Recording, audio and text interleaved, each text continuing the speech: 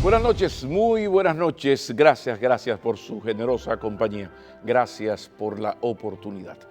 Lo cierto es que la mayoría de los grandes temas político-institucionales de esta semana en el país tienen que ver con el pensador político y abogado especialista en derecho constitucional que es nuestro invitado. Eduardo Jorge Prats puede conversar y va a conversar con nosotros sobre temas tan candentes como, por ejemplo, el caso Odebrecht, tan candentes temas como la ley de partidos y el régimen electoral, su urgente aprobación, o su evaluación y valoración de esa marcha verde, de ese movimiento verde, esa reflexión que dice que de qué manera llevamos esta indignación hasta la acción y el pensamiento para la transformación. Son temas para Eduardo Jorge Prats, que será nuestro invitado. Después de una breve pausa, ya lo saben, Eduardo Jorge Prats va a conversar sobre Odebrecht, régimen electoral, ley de partidos y, por supuesto, el movimiento verde. Están invitados. Y yo creo que a los dominicanos, más que interesarnos quién soborna, lo que nos debe interesar es quiénes fueron efectivamente las personas sobornadas.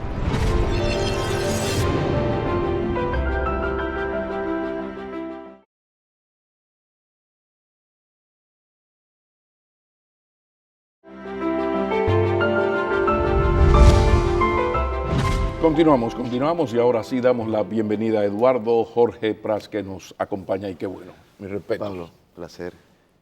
Y felicidades por tus escritos. La verdad que gracias. Yo estaba haciendo la tarea para esta entrevista y los disfruté especial. Es recíproco, como siempre te sigo. Sí, sí. Tus libros y tus escritos. Eso es bombos mutuos, esos son payolas viejas. Pero mira, Eduardo Jorge Prats, los temas fundamentales pasan del país en estos días, pasan por el derecho constitucional y las ciencias políticas. Entonces tú tienes una experiencia, incluso en uno de ellos, como el caso de Brecht, has tenido una participación directa. Hablemos del momentum del caso Odebrecht. ¿Qué significa estas delaciones, este contrato de delación de Joao, estas nuevas informaciones? ¿Cómo está y hacia dónde va el caso Odebrecht en su versión dominicana, por favor? El caso Odebrecht es un caso paradigmático, porque es un caso de delincuencia organizada a nivel transnacional. Una de las empresas globales más importantes en construcción, que reconoce haber sobornado durante casi una década en varias jurisdicciones de América y del mundo, entre ellas la República Dominicana. Y, digamos, es una gran oportunidad para marcar un antes y un después, porque la lucha contra la corrupción y contra la impunidad en la República Dominicana no ha podido encaminarse por muchas razones. Pero como se trata de una situación que rebasa a lo que es el ámbito nacional, porque ya hay un proceso abierto en el Brasil y una disposición de colaboración de la empresa para revelar quiénes fueron las personas sobornadas, pienso que es una magnífica oportunidad para nosotros consolidar una administración pública más transparente, más eficiente y sobre todo el efecto disuasivo, la prevención general de enviar un mensaje de que definitivamente a la administración pública se va a servir y no a servirse de ella. Ok, entonces está el acuerdo de delación de Joao y la esposa. A más tardar el 30 de junio se dice que ya van a salir nombres. Tú conoces lo que se tiene de verdad, no los rumores que alguien dijo, no, con lo que cuenta la justicia dominicana y la justicia de los diferentes países afectados. A partir de lo que hay, ponle tú esos acuerdos de delación, ponle tú 3 o 4 nombres, si son 4 nombres que pueden salir a finales de junio, con lo que hay y habrá. ¿Hasta dónde podría llegar el Ministerio Público y sobre todo la justicia dominicana? Mira, hay dos maneras que se puede encaminar esta investigación y eventualmente un proceso de encauzamiento de aquellos que resulten imputados por la comisión de sobornos y otros ilícitos. Una es, sin acuerdo, esperar que estos nombres salgan a flote en las diferentes jurisdicciones, en base a los acuerdos que se han realizado en Estados Unidos y Brasil fundamentalmente. Y la otra manera, que es la que el Procurador General de la República ha optado como cabeza del Ministerio Público, que es la de tener un acuerdo especial con Odebrecht en la República Dominicana, que obliga a Odebrecht a colaborar efectivamente con las autoridades en República Dominicana, porque lo que consta en los expedientes y los sumarios en Brasil es con relación a la empresa en sentido general, pero con relación a la República Dominicana, Odebrecht no está obligada a colaborar a menos que haya un acuerdo que, aunque no se aprobó el primero, pero que pueda someterse en su momento mediante el ejercicio del criterio de oportunidad. Creo que eso es importante porque incluso el propio fiscal que visitó el país brasileño decía que es muy difícil la persecución de este tipo de delitos sin la colaboración de quien soborna. Y yo creo que a los dominicanos, más que interesarnos quién soborna, lo que nos debe interesar es quiénes fueron efectivamente las personas sobornadas. Y eso se logra con un acuerdo especial. Y aprovechar la oportunidad para desmontar este sistema político empresarial que viene desde siempre. Lo que pasa es que nunca habíamos tenido tantos datos, tantas confesiones, tantas delaciones acordadas, la colaboración de la justicia brasileña. O sea, eso es lo interesante de este caso. Ahora, a partir de la delación, el acuerdo de delación de Joao Santana, ya se tiene eso. ¿Qué significa eso en buen derecho? Yo como Ministerio Público tengo este señor que dice, Joao Santana, que financió campañas en diferentes países. Eso en buen derecho. ¿Qué se puede hacer con eso? ¿Hasta dónde podría llegar el Ministerio Público con eso a confesión de parte otra vez? Sin acuerdo. Sí, no, el pleito, sin acuerdo. Sin acuerdo. Bueno, es una información a partir de la cual, unido a otros testimonios y otras pruebas, se puede construir un caso. Porque es muy importante aquí señalar que la verdad o lo reconocido por una persona no es una cuestión inexpugnable en un tribunal, porque pueden haber informaciones que vengan de otros actores del proceso que revelen que lo que Joao Santana ha confesado no responde a la verdad. Pero precisamente, o sea, esto, ayúdame por favor. Esos son indicios importantes. Sí. O sea, cuando un acusado entra en ese tipo de acuerdo y dice muchas cosas, da una serie de datos, esa no es palabra de Dios, sino que a partir de ahí tiene que ir a un proceso judicial con pruebas, eso hay que demostrarlo. Hay un debate contradictorio porque otros coacusados, otros imputados, otros testigos tendrán información que puede resultar contradictorio. Y de ese sedaceo de toda la prueba en el juicio público, oral y contradictorio, es que el juez forma su convicción. Porque eso no es como en la Edad Media, donde se decía, el testimonio de una monja y de un cura vale más que el de 3 campesinos. Sí, o sea, es el ejercicio de la íntima convicción. Pero yo quería señalar 2 puntos importantes, Pablo. Si tú quieres lo dejamos después de la pausa y así me lo dice con más tranquilidad. Vamos a la pausa y cuando retornemos seguimos esta conversación con el abogado experto en Derecho Constitucional Político, Eduardo Jorge Prats. Ya regresamos. En este caso, Odebrecht está pagando 184 millones, que es el duplo de las sumas conforme la ley de soborno.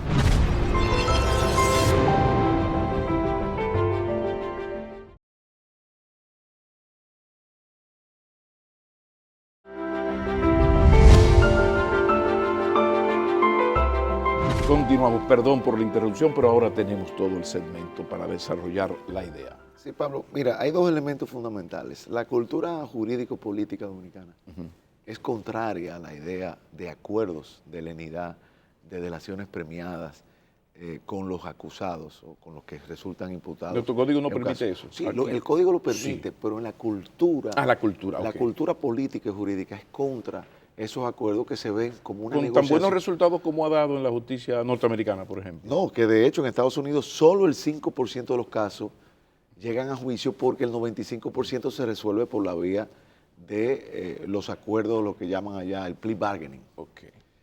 Entonces, en este sentido, la decisión del Ministerio Público de arribar a un acuerdo con Odebrecht marca una ruptura con esa cultura. Pero además, que es lo más importante, este acuerdo permite acceder a información privilegiada que permite encauzar efectivamente a los dominicanos que fueron sobornados por Odebrecht durante casi una década. ¿El caso de la financiación de los partidos de una empresa extranjera es otro tema o entra dentro del caso? Eso lo debemos hablar porque es un Sí, ilícito separado.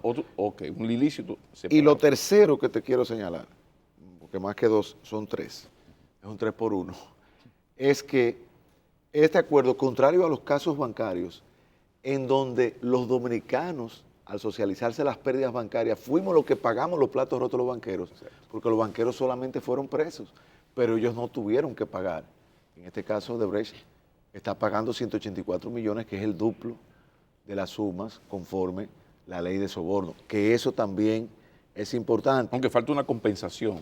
No, claro, eso no exime. O sea, hay unos 300 millones Claro. que deberán aparecer en su momento. Eso no exime la posibilidad de acceder a una indemnización y además de Exacto. confiscar los bienes mal habidos a partir de los ilícitos, porque el acuerdo tan solo cubre Odebrecht. Luego está el tema de la financiación. Fíjate lo siguiente, la ley electoral tiene dos disposiciones contradictorias.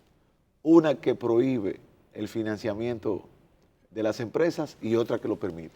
No, pero el extranjero está tácitamente. No, sí, el Y financiamiento extranjero. Odebrecht es Sí, una el empresa financiamiento extranjero no hay duda, pero yo estoy hablando porque nosotros estamos ahora en una coyuntura que debemos aprovechar para tener un estatuto de ley electoral y de ley de partido adecuado. Y nosotros tenemos que preguntarnos como sociedad, ¿queremos nosotros que los partidos dependan exclusivamente del financiamiento público y que por lo tanto los partidos no tengan que ser responsivos frente a la sociedad, frente a los grupos de interés y que en cierta forma se vuelvan dependientes o clientes del Hay varias Estado? alternativas. El modelo que Eduardo Jorge Prats sugeriría, público-privado, solo privado, privado pero hasta cierto tope. Yo entiendo, ¿Qué tú prefieres de tu mira, experiencia? yo entiendo que debe haber una combinación de financiamiento público y privado, Pero, con los siguientes elementos. Primero, un tope al gasto para llevar ese monstruo de la campaña electoral a su propia legalidad. Un monto del gasto. Segundo, una obligación de cesión de espacios publicitarios en los medios públicos para todos los partidos con igualdad de oportunidades. Tercero, transparencia. Pero ¿qué pasa? La oposición dice, yo no quiero transparencia porque entonces el gobierno va a saber cuáles son los particulares que me están donando. y el suplidor no va a querer porque... Pero yo creo que debe haber transparencia. Y tercero, yo creo también que debe haber la posibilidad de que de algún modo las empresas puedan efectivamente contribuir con las campañas. En Estados Unidos ha habido una gran discusión porque la Suprema Corte de Justicia declaró inconstitucional todos los límites a las contribuciones corporativas, pero yo creo que los políticos tienen que ser responsables frente al pueblo, frente a las empresas, frente a la iglesia, Pero frente a los grupos de interés. Eduardo, el empresariado dominicano ha sido muy responsable porque aquí el vocero del CONET nos dijo, y lo dijo muy claro, o sea, las empresas están dispuestas a ese nivel de transparencia. ¿A quién le dimos y cuánto le dimos? Yo creo que sí, y máximo que es posible deducir del impuesto sobre la renta esas donaciones. Yo creo que tiene que haber un vaso comunicante entre el sector privado y los partidos.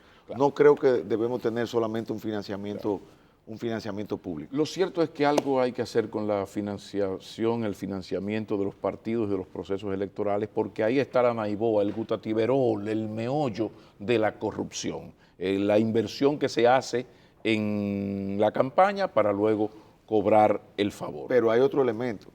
Hemos hablado de persecución de la corrupción, de lucha contra la impunidad. Hemos hablado de la reforma del estatuto de los partidos, hemos hablado del financiamiento de los partidos, pero también debemos hablar del control de los medios de comunicación, porque los medios de comunicación hoy en día son poderes privados. vamos a combatir la concentración de medios, vamos a permitir que una sola persona sea propietaria de varios periódicos, de varias televisoras, de varias emisoras de radio. Si se llama Pepín, sí, porque don Pepín Corripio es el único que tiene medios enfrentados ideológicamente entre sí. Es un genio de la propiedad de medios. Pero yo Además, creo, como él dice, yo nunca he ido a comprar un medio. A mí siempre me han venido a comprar pero un yo medio. creo que debemos ir No, pero es delicado. a una Tienes razón, tienes razón. democratización. Fíjense que cuando se habla de ley de medios, se confunde con control sobre los contenidos. Y eso se debe a Rafael Correa, eso se debe a Cristina Kirchner. No. Estamos hablando del tema de concentración de propiedad. Tú te refieres también a algo que se puede estar dando y es un poco el yo comprar perros de raza para que me protejan, o sea, perros guardianes. O sea, yo tengo un medio y yo tengo un equipo que tú sabes que si tú atacas a mi grupo corporativo, yo te mando a freír espárragos. Entonces el otro grupo hace lo mismo y de repente la verdad, bien, gracias. No, pero lo que estamos hablando es que todos los grupos puedan tener todos los medios que quieran, pero es la concentración en uno o dos grupos lo que hay que combatir. Lo que queremos es una democratización de que muchas empresas privadas puedan ser propietarias de muchas emisoras y de muchas televisoras, de muchos telecables. Pero ese es un elemento. Fíjate, hemos hablado de partidos, hemos hablado de financiamiento de partidos, hemos hablado de lucha contra la corrupción, hemos hablado de combatir los poderes privados, pero necesitamos también una ley de cabildeo, porque hay que regular el acceso al Congreso. Sí, la ley del lobismo. Pero es que es legítimo que una empresa que fabrica cigarrillos con tabaco dominicano quiera ir al Congreso a defender que no se le suban los impuestos. Eso es legítimo, pero hay que transparentar para que no se hable, no llegó el hombre del maletín, llegaron o no. ¿Quién es usted? No, yo soy Pablo Maquina. ¿Quién representa usted? No, yo represento aquí a la fábrica de cigarrillos tal. Lo que pasa es que el trabajo del hombre del maletín no es ese, no es argumento, es financiero. Sí, pero entonces... No es argumentativo. Pero ¿qué pasa? Como tú vas a tener una ley de financiamiento de partidos que permite donaciones privadas, ¿qué impide que el cliente de Pablo Maquini, a esos senadores, a esos legisladores que votaron, porque tú apoyas, tú apoyas aquí. Tú es una sincerización del financiamiento. Pero que es como en Estados Unidos. O sea, entonces allá están los PACs, que son los Political Action Committees, que son grupos que se forman dentro de las empresas para donar. Entonces hemos hablado también de la ley de cabildeo, pero hay otro elemento importantísimo en la lucha contra la corrupción, contra la impunidad. Es la transparencia fiscal. Solo cuando todos y cada uno de los dominicanos paguemos impuestos, lucharemos contra el clientelismo, porque al que no le duele el Estado, porque no lo paga, no le importa la manera como los políticos manejan el Estado. Fíjate que todo está engarzado, porque ese dinero sucio que proviene de la evasión fiscal llega al financiamiento de los partidos, corrompe al Congreso, corrompe a los poderes, todo va en 5 minutos acabas de plantear tú una especie de programa de gobierno por el fin de la corrupción y de la impunidad. Después de la pausa... Pablo, pero te pregunto yo, ¿tú crees que eso solamente perjudica a los políticos? La propuesta de reforma que yo acabo de decir. No, en absoluto, eso está salvando la democracia. Lo que pasa es que los dominicanos nos hemos acostumbrado que solo hay cambios para bien cuando el mal nos está arropando. Vámonos a la pausa. Cuando retornemos, mucho Odebrecht, pero Odebrecht no trabaja solo. Odebrecht nunca hizo una obra solo. Odebrecht tiene muchos socios. Es extraño pensar que yo soborno y el beneficio de mi soborno tengo que compartirlo y que sea yo solo el que soborne. Yo quiero tu reflexión después de la pausa. Ya regresamos.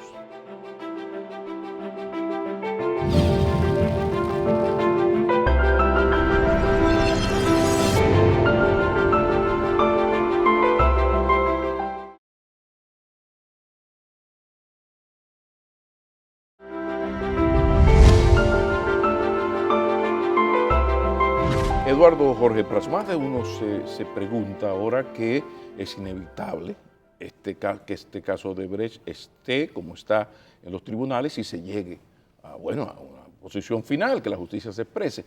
Hay una acusación de soborno de parte de Odebrecht, ya ha admitido este soborno. Ahora, Odebrecht en algunos países, incluido la República Dominicana, no trabajaba solo, sino que siempre trabajaba con un socio local. ¿No hay antecedentes en otros países o aquí llama la atención que uno no ha escuchado esta parte, no porque sean culpables, sino sencillamente, así como se está entrevistando a todo el mundo, interrogando a todo el mundo, para sacar, separar la paja del grano, llama la atención que aquí los socios de Odebrecht en ningún momento se ha hablado del tema. Es que ya, como tú manejas mucho más información que yo, ya eso se aclaró en el Ministerio Público. Es posible que se haga ese tipo de soborno solo con una de las partes que se va a beneficiar compartida con su socio. ¿Cuál es la situación jurídica de esto? Lo más importante es que el acuerdo original con Odebrecht solo incluye a Odebrecht, a sus empleados directos y a sus accionistas. Okay. Pero todas aquellas personas que eran agentes, representantes, comisionistas, co-contratistas, no están cubiertos por el acuerdo. De manera que eventualmente hay la posibilidad de perseguir a cualquier persona, dominicana o extranjera, que no sea Odebrecht, sus filiales o un empleado directo, propietario o accionista de Odebrecht por la comisión de esos ilícitos asociados al soborno. Es decir, pero depende fundamentalmente de las pruebas y de las evidencias que se recaudan. Y la voluntad política que se tenga en el Ministerio Público para que esto se lleve. Yo creo que es una gran oportunidad. Yo pienso que sí. Yo creo que si no hubiese sido por un malentendimiento al principio, donde incluso los indignados por la corrupción entendían que el acuerdo era un obstáculo a la lucha contra la impunidad, hubiésemos estado un poquito más avanzados. Ahí, todo lo que hemos hablado hasta aquí nos lleva hasta la Marcha Verde, hasta el movimiento de los verdes contra el fin de la corrupción y de la impunidad. Indignados estamos. Lo que hay que pensar ahora para qué nos va a servir esa indignación, y tú escribiste un artículo magistral sobre el tema. Me gustaría que habláramos de este movimiento y sobre todo el hecho de que existe la posibilidad no descartada de que a la hora de la verdad en la justicia dominicana todo esto se quede en nada. Entonces esa indignación se puede convertir en reflexión, porque hasta ahora estamos en la etapa de indignación y como tú decías, pues la indignación sola no nos ayuda mucho. Hablemos un poco de la utilidad sociopolítica para beneficio del país, de esa indignación que gracias a Dios ha llegado, porque teníamos años diciendo es que falta la militancia ciudadana. Pues ahí está la clase media. Claro, por favor. Yo creo que eso es uno de los elementos más novedosos del panorama político dominicano, es la emergencia de ese gran potencial moral de las clases medias manifestado en las marchas, en este caso contra la corrupción y la impunidad. A partir de ahí es posible construir una conciencia ciudadana que acompañe estos procesos. Lógicamente, son procesos que son conducidos por un poder judicial independiente y que tiene que mantenerse con la suficiente objetividad e imparcialidad para no convertirse en la justicia de Barrabás, que tiene que soltar a Barrabás porque lo pide el pueblo, o que tiene que condenar porque lo pide el pueblo. O sea, hay que evitar lo que hemos llamado los peligros del populismo penal. Pero eso es un gran comienzo. Pero como y no dejes la injusticia mediática también. Claro. Es un gran paso, pero no lo es todo, como tú lo señalas. La indignación sería un punto de partida. Es un punto de partida. Okay. Se necesita una transformación política y se necesita articular esa transformación a través de los partidos o de nuevos partidos. ¿Y tú sientes que se está haciendo ese pensar, ese debatir porque se está hablando de transformar cosas? Una de las cosas más hermosas de la República Dominicana es que nosotros hemos evitado el mesianismo, el caudillaje y el populismo de países como Ecuador, Perú, Bolivia, Argentina hasta hace poco, y tenemos unos partidos que mal que bien convocan con gran intensidad la adhesión de sus militantes. Ahora mismo tenemos un Partido de la Liberación Dominicana que, tú lo has dicho, ha muerto del éxito, tú siempre lo señalas en tus trabajos. Incluso tiene que hacerse la oposición a sí mismo en el seno del comité político, del comité central, porque es un partido que aunque no podemos Puedes caer saludar a Felucho y a Almeida Rancier si quieres. O sea, aquí hay libertad. No hay pero problema. no hay que caer en lo de la dictadura de partido único, pero es un partido hasta cierto punto hegemónico. Pero otra de las bellezas del sistema es que vemos, por ejemplo, como un PRD que ha sufrido una gran crisis a partir de lo que ha sido la escisión y la emergencia del Partido Revolucionario Moderno, es un partido que alcanza el 36% de votación en apenas un año. Es decir, los dominicanos creemos en los partidos. ¿Por qué? Porque nosotros sufrimos a Santana, sufrimos a Báez, sufrimos a Lilis, sufrimos a Trujillo y la dicta blanda de Balaguer. Entonces, como nosotros lo sabemos y como eso es una conciencia temprana, porque tú tiraste piedra, tú aguantaste bomba lacrimógena en la UAS, tú te recuerdas el día que mataron a Ercilia Díaz, tú te recuerdas cuando mataron a Ollito, cuando mataron a Orlando, eso está vivo. Como eso está vivo, todavía nosotros tenemos el chance de transformar estos partidos. Yo creo que los cambios se hacen desde arriba y desde abajo, como la arepa. Fuego por ¿Y arriba tú y fuego por percibes abajo. que eso se está dando? Porque Mira, el PRM todavía no se ha constituido como No. partido. O sea, yo le he aconsejado la necesidad de que se forme como partido, que se fortalezcan institucionalmente. Yo creo que va a haber, que es el partido alternativo, que se ve como... van a haber unos elementos importantes. Yo creo que a partir de la ley de partidos va a haber una reforma importante, una democratización interna. Creo que en el seno del Partido de la Liberación Dominicana hay un gran impulso hacia la democratización interna. Hay grupos que entienden que debe retomarse la democracia en el seno de los organismos, y creo que en el punto de lo que es la oposición, lo que es el PRM, habrán momentos en que se caminará hacia una coalición, un concierto de fuerza. Yo todavía creo que los dominicanos tenemos fe en los partidos, y creo que el día que perdamos la fe en los partidos, ese día comienza el final del sistema político como lo conocemos. Yo sé que mucha gente apuesta a eso. Mucha gente apuesta a ese hombre, a ese que quiera casarse con la gloria, que venga a transformar. Pero lo cierto es que la democracia se construye con los buenos y con los malos, con los honestos y con los deshonestos, con los blancos, los morados, los verdes. Tiene la calidad de sus ciudadanos. Y nosotros hemos hecho reformas importantes. Lo que pasa es que la hacemos solo cuando tenemos el agua al cuello. Pero tenemos un país mejor. 94, por ejemplo. Mira, nosotros construimos un sistema electoral más transparente que el de Balaguer. Nosotros hemos construido un sistema de seguridad social que no será como el chileno, ni será como el sueco, pero ha permitido el acceso a los servicios de salud. No, y ahora de que muchas personas. se va a hacer más justo ahora con estas modificaciones. Nosotros hemos construido el sector turístico más dinámico de la región. Nosotros somos líderes en zona franca, somos el 9º país en telecomunicaciones con Estados Unidos. Nosotros somos el país número 70 en Producto Interno Bruto del planeta Tierra. Tenemos una gran desigualdad social y debemos trabajar para eso. Ahora, ¿cómo llevar, Pablo, 4 millones de personas de la pobreza a la clase media? Es el reto. Lo otro son diferencias que no son ideológicas, son más bien de matices. Y el PLD que se ponga en la cosa, porque ese 25, 28% de clase media que ha crecido hasta el 28, el 29 en los gobiernos del PLD, es precisamente, y qué bueno, la que está enfrentando las posiciones políticas del gobierno del PLD. Porque Immanuel Kant lo decía, el ser humano siempre quiere más. Y precisamente una clase media que no es esa que salió en el 84 a quemar gomas por el alza de los precios de la canasta familiar. Claro. No, es una que asume causas universales. Claro. Porque ahora mismo realmente el tema de la corrupción, nadie le quería poner el cascabel al gato. La clase media dijo, como lo hizo con el 4%, vamos a la calle. Y el presidente Medina dijo, yo también me siento parte de ese movimiento.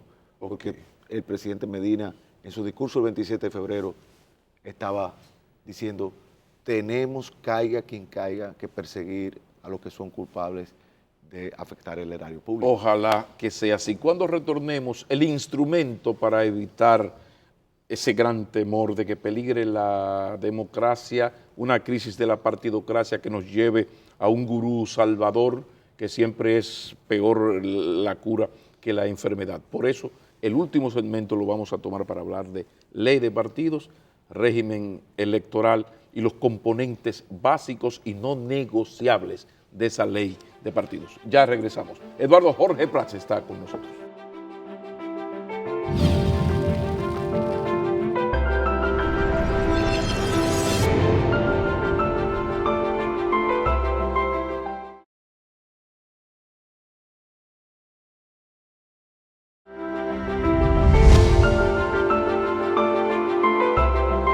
Eduardo Jorge Prats, los componentes innegociables básicos de esa ley de partidos en discusión para mejorar, casi salvar la democracia y esa partidocracia que entienda que se arregla o va a aparecer un gurú. Hablemos de ley de partidos y régimen electoral. Lo primero es el principio irrenunciable de democracia interna, que es clave. Lo segundo es que los propios partidos reconocen su incapacidad de poder llevar a cabo los procesos convencionales internos. Son los propios partidos que quieren el arbitraje de la Junta Central Electoral. Entonces ahí lo fundamental va a ser determinar si nos vamos a ir al modelo de primarias simultáneas para que no haya el tema de que un partido influya en la escogencia de otro partido o qué modelo determinar. Pero el proyecto, hay un proyecto prácticamente consensuado. Aquí lo que hay que tomar son esas decisiones políticas fundamentales con relación... Sí, perdóname, pero recuerda que el que sometió y volvió ahora a someter la nueva Junta, ese lo agarraron los legisladores del PLD and Friends y le quitaron lo básico. O sea que ahora hay que decirle al PLD, tranquilo Bobby, mira, vamos a aprobar esto. Pero hay una matriz. Que es un gran consenso. Salín Ibarra, que en paz descanse, que era que llevaba a cabo todo el proceso de negociación de la ley de partidos, hizo una matriz con el proyecto de la Junta Central Electoral, el proyecto del PRD, el proyecto del PLD.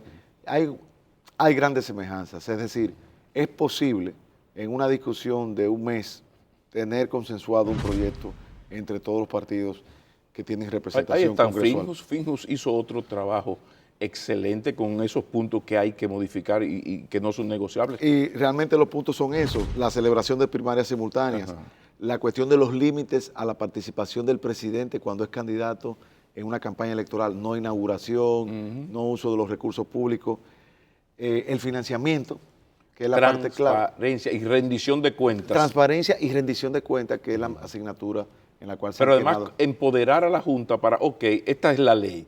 Si tú no haces esto, PRD, PLD, yo como Junta, ¿qué puedo hacer? Hay que darle a la Junta, empoderarla para que como partido te parta en dos si tú irrespetas la ley. Pero si es bueno, tú no, o sea, por ejemplo, la rendición de cuentas es un relajo. Eso es como la declaración jurada, que no sirve para nada y ni sirviendo para nada, muchos se atreven, se dignan a entregarla. Y hay que fortalecer también la jurisdicción electoral porque no es posible que decisiones de la Junta Central Electoral que tienen que ver con los partidos, con su reconocimiento, no puedan ser impugnadas en el Tribunal Superior Electoral, sino en el Tribunal Superior Administrativo, porque el Tribunal Superior Electoral es la alta corte en el contencioso de los partidos y el contencioso electoral.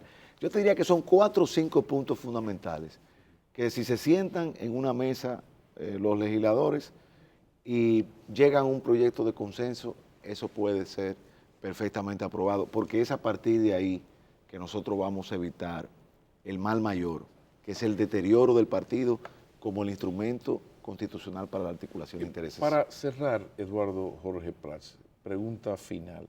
¿Por qué aquí la clase política reflexiona tan poco? ¿Por qué hay ese atraso en el sentido de esta es nuestra realidad, a partir de esta realidad yo la estudio y hago propuestas de acción? Y aquí estamos en plan Julio Iglesias, o sea, tropezando con la misma piedra, porque yo siempre he dicho que la luz mayor del PLD son las sombras de sus adversarios. Entonces uno ve que aquí hay una sola cosa o vaina que parece un partido y una democracia con una sola institución que para colmo ahora está prácticamente dividida, pues no es una democracia demasiado débil. ¿Por qué aquí no se estudia, no se reflexiona? Ahora decíamos ahorita que desde esa indignación, llevemos esa indignación a la reflexión. Por favor, por favor. Mira, yo pienso que hacer una reforma política como la que estamos hablando es como reparar un barco navegando.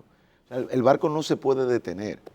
El barco tiene que seguir navegando y la sala de máquinas tiene que seguir operando y hay que reparar las turbinas y los motores dañados con el barco navegando, porque no podemos parar el país para hacer esa reforma. Entonces, lo primero. Lo segundo es, ¿está sobrediagnosticado el país? Creo que no. Yo creo que nosotros perdemos más tiempo actuando que pensando. Y ha llegado el momento de pensar. Parte del éxito... Pero pensar para actuar, por favor. Pero parte del Porque aquí éxito, también sí, se funglodiza mucho, sí, pero se mira, analiza. pero parte del éxito de la reforma del 94 y de la reforma de 2010, que cambiaron el aparato institucional del Estado, fueron reformas que venían siendo pensadas desde principios de los 90 en la Fundación Institucionalidad de Justicia, en Funglode, en la Fundación Siglo XXI, en Flaxo, en toda esa dinámica académica, intelectual que había. Pues lo mismo hay que hacer con un conjunto de reformas que son lo que llamamos reformas de segunda y de tercera generación, como son estas, la reforma político-electoral y la reforma del financiamiento privado y la reforma de la gobernanza privada, porque cuando hablamos de transparencia, es transparencia, esto de la corrupción. Tú habías visto lo que es una corporación dedicada a hacer una asociación de malhechores, eso fue Odebrecht. Claro. Entonces nosotros podemos tener corporaciones en República Dominicana que estén dedicadas a lo mismo y no lo sepamos. Claro. Entonces hay que hacer una reforma Bueno, profunda. la financiación de los procesos electorales es un una elemento, cosa terrible. pero aquí el narcotráfico está en las instancias de poder, pero lo segundo, y nadie hace nada. Pero está el contrabando, está la evasión fiscal, hay una serie de ilícitos que no son castigados, están los crímenes ecológicos, están la violación de los derechos de los consumidores, son muchas cosas que tenemos que enfrentar. Hemos avanzado. Ahora, como dice el filósofo de Gurabo, don Hipólito Mejía y Mejía, ¿cuánto nos queda por hacer? Muchísimas gracias, profesor. Gracias a ti. Pero profesor de verdad, porque también aquí un amigo de nosotros puso un relajo de profesor, no, este es un maestro de Derecho Constitucional y como ustedes han visto, un verdadero pensador político. Eduardo Jorge Prats nos ha acompañado. Ni un segundo más. Muy buenas noches. Hasta el próximo sábado.